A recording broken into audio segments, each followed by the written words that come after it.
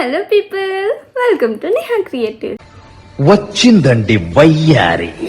ప్రతిసారి రొటీన్గా hello people welcome to Neha creatives నాకంత కామన్గా అనిపిస్తుంది. సో ఈరోజు ఏదైనా కొత్తగా ట్రై చేద్దాం. ఏదో తేడాగా ఉందేంటి. So coming to my vlog, ఈరోజు ఫుడ్ వ్లాగ్ అన్నమాట. ఫుడ్ వ్లాగ్, ఫుడ్ అనగానే నాకు ఒక ఫేమస్ ఛానల్ గుర్తొచ్చింది. ఆ ఛానల్లో చేసినట్టు నేను ఇప్పుడు ట్రై చేస్తున్నా. ఎల్లారుగా వాంగ, ఆల్వేస్ వెల్కమ్. ఇవే తగ్గించుకుంటే మంచిది. సో నాకంటే సెట్ అవ్వలేదు, బట్ ఇట్స్ ఓకే. ఫుడ్ విషయానికి వస్తే నాకు ఒక ఫేవరెట్ ఫుడ్ ఉంటుంది, మీకు ఒక ఫేవరెట్ ఫుడ్ ఉంటుంది. నా ఫేవరెట్ ఫుడ్ మీకు నచ్చకపోవచ్చు, అండ్ మీ ఫేవరెట్ ఫుడ్ నాకు నచ్చకపోవచ్చు. అందరికీ అన్నీ నచ్చాలని రూల్ ఏమీ ఉండదు కదా. ఇంక నీ సొల్లు. బట్ ఇంట్లో విషయానికి వస్తే కొన్ని రెసిపీస్ కామన్గా మన ఇంట్లో వాళ్ళందరికీ నచ్చుతాయి అన్నమాట. సో అలా మా ఇంటి విషయానికి వస్తే మా అత్త చేతి ఫుడ్ మా అందరికీ నచ్చుతాయి. సో అందులో మా ఫేవరెట్ ఫుడ్ ఏంటి అంటే 3 రెసిపీస్ అన్నమాట. మా అత్త చేసే చేపల పులుసు అయినా, చేపల ఫ్రై అయినా, ఎస్పెషల్లీ ప్రాన్స్ కర్రీ చాలా అంటే ఒక ఎక్స్పర్ట్ లా చేస్తుంది. ఇలా నోట్లో వేస్తే కరిగిపోద్ది అన్నమాట, చాలా బాగుంటుంది. అందుకే నేను ఈరోజు ఆ ప్రాసెస్ ఏంటో మీతో షేర్ చేసుకోబోతున్నా. సో టుడే మన వ్లాగ్ ఏంటంటే మా అత్త చేతితో చేసే చేపల ఫ్రై అన్నమాట. సో లేట్ ఎందుకు, ప్రాసెస్ ఏంటో చూసేద్దామా. Let's start. పీసెస్ని నీట్గా వాష్ చేసుకొని వాటిపైన లెమన్ని పిండుకొని ఒక 10 to 15 minutes పక్కన పెట్టుకోవాలి. ఇలా చేస్తే పీస్ చాలా టేస్టీగా ఉంటుంది.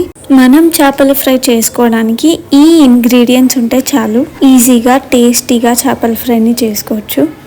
2 spoons ధనియాల పొడి, 2 spoons మెంతుపిండి. మెంతుపిండి చాలా ఇంపార్టెంట్. ఫిష్తో చేసే ఏ రెసిపీ అయినా మెంతుపిండి యూస్ చేస్తేనే టేస్టీనెస్ వస్తుంది. 3 spoons అల్లం. ఏ నాన్ వెజ్ రెసిపీ అయినా మనం అల్లం ఎక్కువ యూస్ చేసుకోవాలి, లేదంటే స్మెల్ వచ్చేస్తుంది. 1 spoon పసుపు, 2 spoons కారం.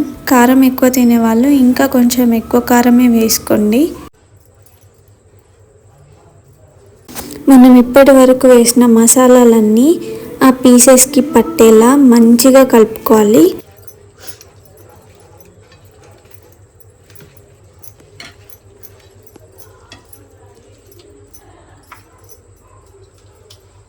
మంచిగా కలుపుకున్నాక ఒక 10 to 15 minutes పక్కన పెట్టుకోవాలి. డైరెక్ట్ హీట్ చేసిన ఆయిల్లో వేయకూడదు. అలా చేస్తే మనం ఇప్పటి వరకు వేసిన మసాలాలన్నీ ఆయిల్లో వేయగానే కిందికి వెళ్ళిపోతాయి, పీసెస్కి పట్టుకోవు. అప్పుడు ఫిష్ టేస్టీగా ఉండదు. స్టవ్ ఆన్ చేసి ప్యాన్ పెట్టుకొని తగినంత ఆయిల్ వేసుకోవాలి. ఆయిల్ హీట్ అయిన తర్వాత మనం ఇప్పటి వరకు మ్యారినేట్ చేసుకొని పక్కన పెట్టుకున్న పీసెస్ని అందులో వేసుకోవాలి. ఫిష్లో ఉండే ముళ్ళకి భయపడి చాలామంది ఫిష్ని తినరు. అలాంటి వాళ్ళకి ఇప్పుడు నేను చూపిస్తున్న ఈ రెసిపీని చేసి పెట్టండి, చాలా బాగా తింటారు. అందులో బెస్ట్ ఎగ్జాంపుల్ నేనే. నాకు ఫిష్ కర్రీ అన్న, ఫిష్ రెసిపీస్ అన్న చాలా ఇష్టం. బట్ ఫిష్లో ఉండే ముళ్ళుకి భయపడి నేను ఫిష్ కర్రీస్ అయినా, ఫిష్ రెసిపీస్ అయినా సరిగ్గా తినను. మనం పీసెస్ని ఆయిల్లో డీప్ ఫ్రై చేసుకుంటున్నాం కాబట్టి ముళ్ళులన్నీ క్రంచీగా అయిపోతాయి. మనం తింటుంటే ముళ్ళులు ఎక్కడా తగలవు. కాబట్టి ముళ్ళులు వచ్చి ఇక్కడ కుచ్చుకుంటాయని చెప్పి భయంతో తినకుండా ఉండే వాళ్ళకి ఇలా ఫిష్ రెసిపీని చేసి పెట్టండి, చాలా బాగా తింటారు. పీస్ అంతా గోల్డెన్ బ్రౌన్ కలర్ వచ్చే వరకు వేయించుకోవాలి. ఇలా పీస్ మొత్తం గోల్డెన్ బ్రౌన్ కలర్ రావాలన్నమాట. నాకైతే ఎప్పుడెప్పుడు తిన్నామా అన్నట్లుంది, అంత బాగుంది టేస్ట్. స్పైసీనెస్ కోసం ఉప్పు, కారం, మసాలా చల్లుకోవాలి.